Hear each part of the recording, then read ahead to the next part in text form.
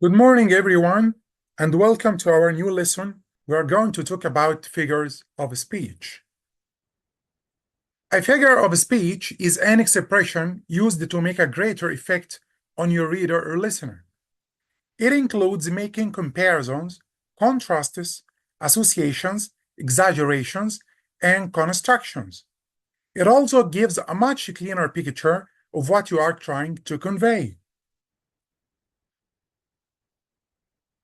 Let's go deeper into this topic.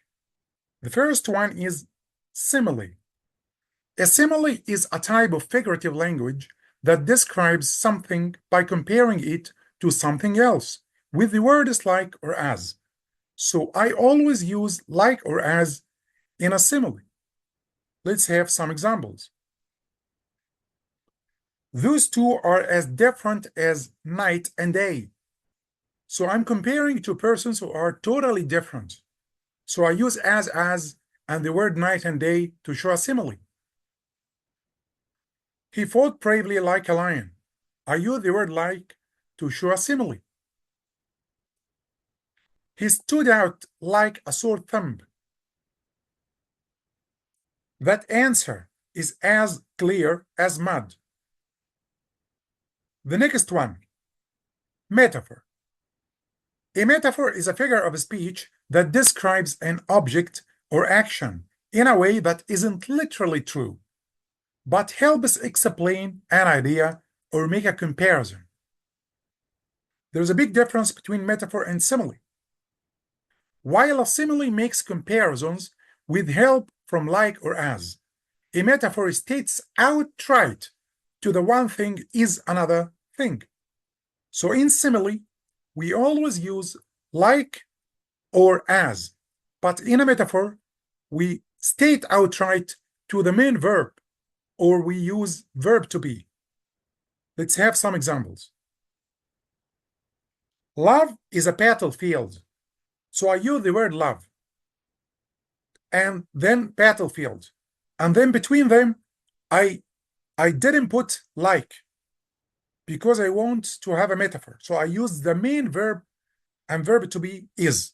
So love is a battlefield is a metaphor. But if you say love is like a battlefield, so it's a simile. The world is a stage. It's a metaphor. I use the main verb is. Imagine you say the world is like a stage, so it's a simile. He could sell sand to a desert dweller. So I use the main verb here, sell, and I didn't use like or as, so it is a metaphor. The next one, personification. When you personify an object, animal, or anything else that isn't a human in your writing, you make that thing feel more human. So in personification, I give human qualities to an object or an animal. For example, the city that never sleeps.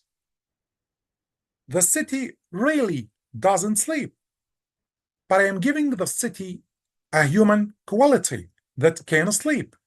So it is a personification. Actions speak louder than words. Actions don't really have tongue to speak, but I'm giving it a human quality. So I say actions speak louder than words. It's a personification. The heart wants what it wants. The heart is not somebody to want. But when I say the heart wants what it wants, I'm using personification. We loved our house, but our house didn't love us back. So I'm here comparing my house to someone who can love or can't love. So it's a personification. The next one is alliteration. Alliteration is the repetition of initial consonant sound in words that are in close proximity to each other. Examples. As you notice, the letter S in the whole sentence, let's read it, please. She sells seashells by the seashore. The repetition of the letter S means I'm using alliteration. And here, alliteration can give you music. Peter Pear picked a pick of pickled peppers. So using the word, the letter P can show alliteration. Alliteration can be used in poetry and song. Let's have an example. And Pepe, now we have got bad blood. So bad blood, bad blood. It gives you music because I repeated the initial consonant sound in 2 words. They paved paradise and put up a parking lot. So the letter P is repeated, and that shows alliteration. So alliteration is the repetition of initial consonant sounds in words. Apostrophe. Apostrophe as a figure of speech is when a character addresses someone or something that isn't present or can't respond. You are talking to somebody who isn't in front of you. Maybe he died, or maybe you are imagining a situation, and so on. The character might speak to someone deceased, or an inanimate object, or a concept. So you are imagining a situation. Let's have an extract from Romeo and Juliet, William Shakespeare. Oh, Romeo, Romeo, where art thou, Romeo? So Romeo isn't in front of the person who is speaking, but the speaker here is imagining someone and trying to call him. Number 3, you have always brought me luck. We can talk to number 3, but I am here imagining a situation. So when you talk to somebody and address somebody or something that isn't present or can't respond, so it is apostrophe. Euphemism. A euphemism is a way to say something in an understated manner, often to avoid difficult topics like money, death, or sex. Some people get embarrassed to talk about money, death, or sex, or are so afraid to do this, and they use another way to talk about these topics, undertone. Example. Let's take an example of how can we use euphemism in the topic of death. Death can be an uncomfortable subject, so we have developed many euphemisms to avoid confronting it head-on. Rather than telling a friend that a relative died, you might say they kicked the bucket. We can't say he died. We can say he died, but if you are embarrassed or if you are afraid to say that somebody died, you can say he kicked the bucket, or he passed away, or he is no longer with us. Euphemism and more examples. If you are embarrassed to say a woman is pregnant, so you can say a pan in the oven. If you are afraid to say somebody is dead, you can say no longer with us.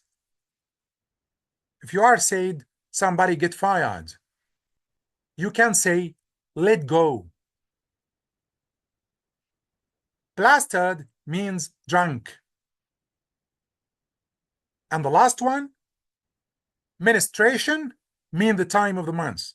Some people get embarrassed to say menstruation, so no problem, you can use euphemism and you can say time of the month.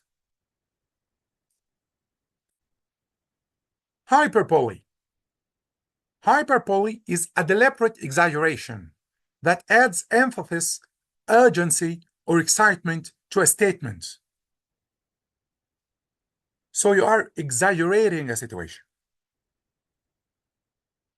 You want to tell someone who is so friendly and he's nice and neighborly and so on, you can compare it to sugar. He is not sugar, by the way, but you are exaggerating a situation. So you can say you are as sweet as sugar. If you are too busy and have a lot of things to do, you can use hyperbole. When you say, I have a million things to do today, you really don't have a million things to do, but you are exaggerating a situation. That bag weighs a ton. So hyperbole, when you use it when you exaggerate a situation. Paradox. A paradox is a statement that appears to contradict itself, but contains some truth, theme, humor. So a paradox is a contradiction. Okay? But in the same way, this contradiction can give me truth, theme, or humor. Let's have examples. This is an extract from Animal Farm, George Orwell. All animals are equal, but some animals are more equal than others. So it's a paradox. And give you a theme. Fight fire with fire. This is a paradox because I can fight fire with water. But how can I fight fire with fire? Maybe the writer here means fight strength with strength. So he gives you an idea. He gives you a theme. The beginning of the end. It's a paradox. You have to have money to make money. It's really weird. Thank you for watching. Await us for next videos.